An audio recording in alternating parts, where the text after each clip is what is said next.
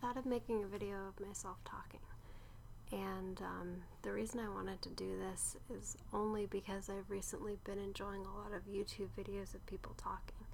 Although mostly a lot of these people have been much smarter than me. I've usually been watching movie and games reviews by people who obviously write what they say in advance, which I think is not fake, but just a reasonable thing to do. It's not really pleasant to watch somebody just talk off of the top of their head unless they're like incredibly talented at doing that. Another reason I wanted to make a video was because I was encouraging my best friend to try to make I don't really understand the concept, but those like soothing videos. He is not able to work, and I often think that if there was some way for him to monetize his incredibly soothing voice, that he could make a load of dough. So I was trying to encourage him to do this, but I couldn't really seem to convey to him that there's actually people who make their living just from making soothing videos. So I don't know if that's going to happen. Anyway, I thought about the fact that I used to make a lot of videos of myself just talking about whatever came into my head, and that some people seem to like them. And when I think about YouTube now, I guess what I generally think is that I wish that I would make like regular music videos of like songs that I've written and covers, and that I often fantasize that if I was able to really consistently do this, I could really change my whole life, and that I'd be able to like sell my music like a lot. And I have no idea if that's true, but the reality is that I just don't seem to have the get up and go to do that while also working full time. So I just don't. So I'll talk about myself to an imagined person who used to watch my old videos and is wondering what I've been up to in all that time. So the main thing I've been doing is I've been working as a personal assistant to somebody with profound disabilities, a lady named Anna, for about 5 years. So I guess it's a kind of vague term, and it often covers people that have either a really unusual diagnosis or no diagnosis. But for me, when I say that my boss Anna has profound disabilities, I mean that she can't talk, she can't really communicate using language in any way. Like, she can't communicate with writing or sign language either. She's medically fragile in the sense that she has a lot of seizures, which are kind of a big issue in her life that affect her ability to do things a lot, that she can't get around by herself, and that she needs help doing most like activities of daily living, which would cover things like getting dressed and eating and stuff like that. So well, this isn't necessarily like a respectful description of Anna that really conveys her full personality, which is brilliant. That's why she needs somebody to basically support her all of the time. She needs help with most daily things. So she lives with her mom and dad. She's 27, but her parents help her do most things, and then during the day I come in and help her with stuff. So that's basically what I do. I feel really lucky. I moved to San Francisco like 5 years ago, and pretty soon I met Anna and her parents, and like I just had a strong conviction that these were like the people that I wanted to be with like forever, and that Anna was like my soulmate. And I've just kind of like come to see her as my little sister, who I'm really lucky to have acquired as an adult, given that we got to miss out on all of the crappy things about being sisters when you're kids, when we might have fought with each other, and we just got to become sisters as adults and got to spend all of our time together and just do whatever we want together. Pretty cool.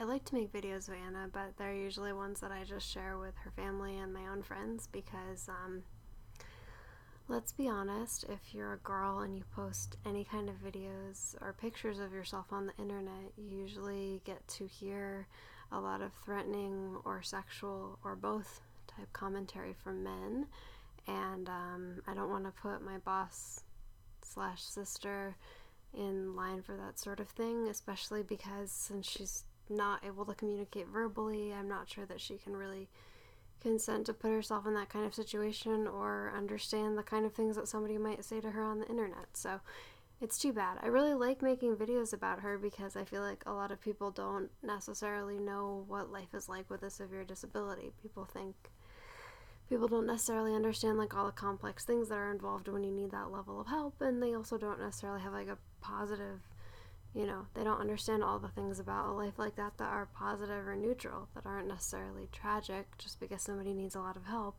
it's not necessarily a big deal. So that's what's going on with me, mainly. Sorry. Obviously, since I'm autistic, I struggle a lot with day-to-day things, and so I think the big thing that I deal with is that it's really difficult for me to work, even in a job that is really supportive of me and really easy for me to do.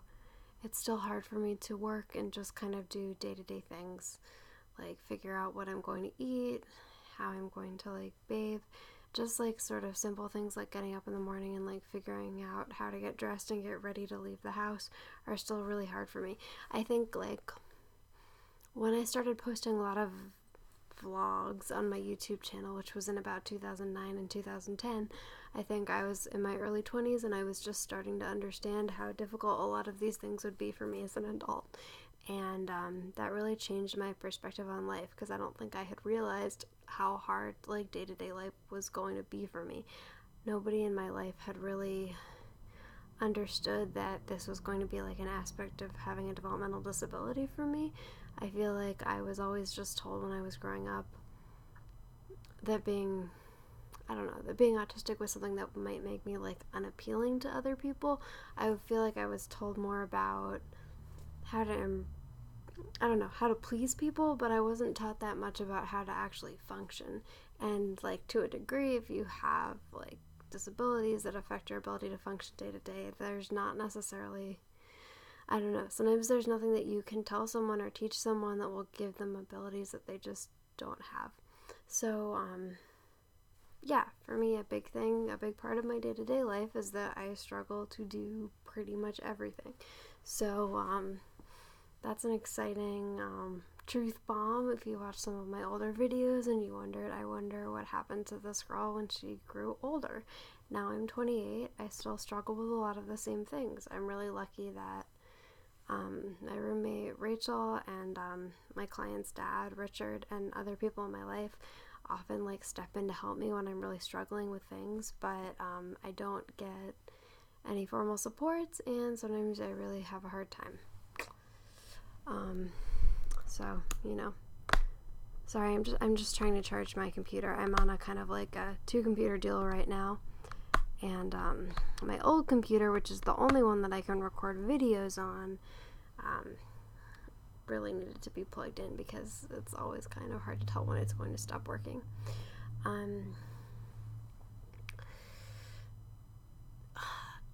was just trying to explain what's going on with me.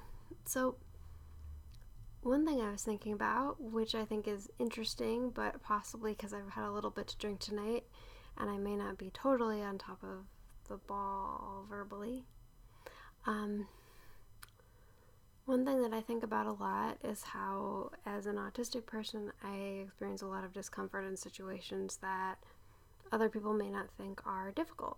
So today I had a lot of trouble because I wore this new hoodie that I got, and it just has a slightly different fabric from the clothes that I normally wear. I usually only wear t-shirts or clothes that have a t-shirt fabric. I only wear leggings that have a t-shirt fabric, and I only sleep on like jersey knit sheets. So basically I'm constantly surrounded by the same sensation because that's what keeps me chill. So for me, just like trying to wear a different article of clothing that has a slightly different texture, even though it's still something that most people would consider very cozy, is really, really, really distracting for me. So I guess one thing that I think is interesting and something that I'm constantly trying to deal with probably my whole life is that I face a lot of sensory distress from everyday things like textures or noise or light, and that also I have a lot of trouble functioning in any situations that are not predictable. On the other hand, part of just being a person and having fun times sometimes involves going into situations that aren't that predictable, that might be physically uncomfortable or loud for me. So I think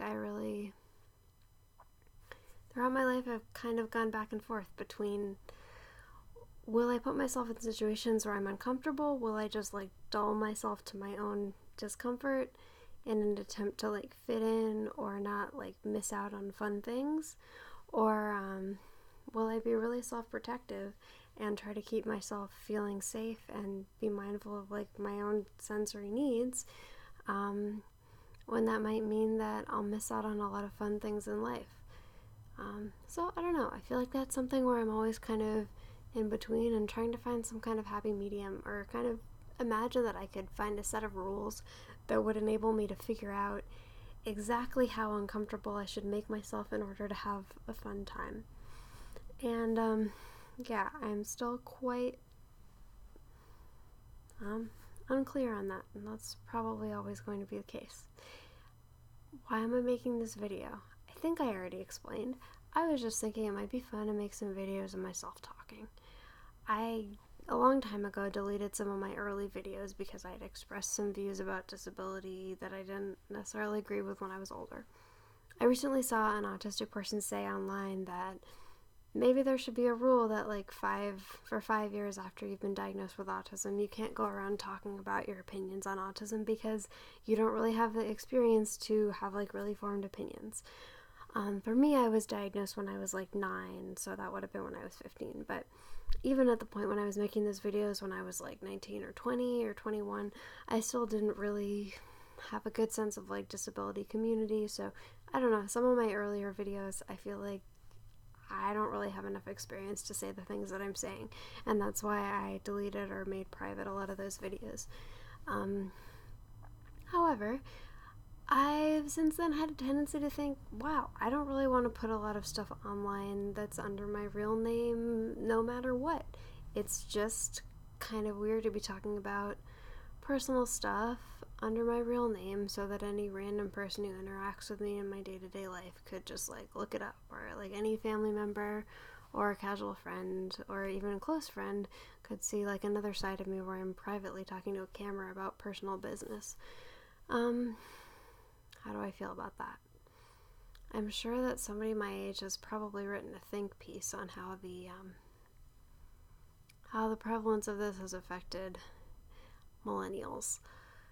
It's weird that you have an internet personality, and that a lot of us do, and that we also have our day-to-day personality, which might be different, or in a way might actually be more fake than our internet personality, where we're just expressing our innermost thoughts without a lot of filter.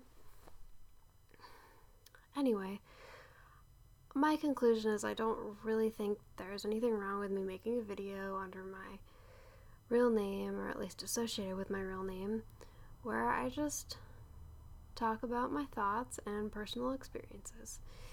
So, even though I'm a bit older and wiser, I figured I would try to make it a habit of making some more videos where I just randomly talk about myself and my feelings. I probably will post this without watching it, and then when I watch it again and I see how mumbly I am, I'm going to feel a lot of regrets for doing that. Phew.